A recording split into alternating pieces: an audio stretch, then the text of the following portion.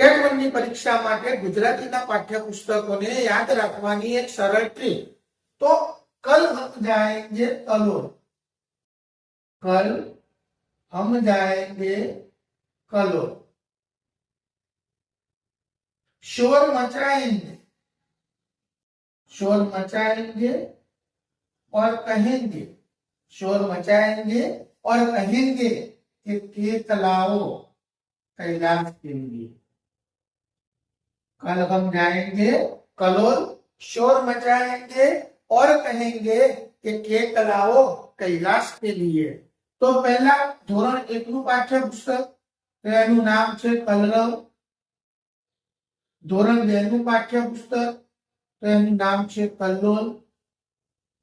ધોરણ 3 નું પાઠ્યપુસ્તકનું નામ છે કલશોલ.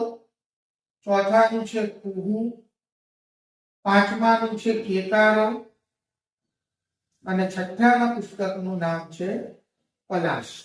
તો ધોરણ વાઇઝ આપણા પાઠ્યપુસ્તક થઈ ગયા. ધોરણ 1, ધોરણ 2, 3, 4, 5 અને 6. તો તમે આ સરળ પદ્ધતિ દ્વારા ગુજરાતીની અંદર આવેલા પાઠ્યપુસ્તકોના નામ યાદ રાખી શકો છો.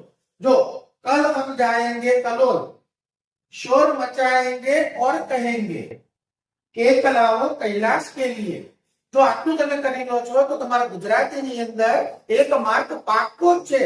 પુસ્તકોના નામ જો પરીક્ષાની અંદર પૂછાય ગયા તો તમારા 1 માર્ક પાક્કો. આ પ્રશ્ન એવો છે જે તમને મેરિટની અંદર 1 માર્ક આગળ લઈ આવી શકે છે. તો આવા જ વિડીયો જોવા માટે ચેનલને લાઈક, શેર અને સબસ્ક્રાઇબ કરો.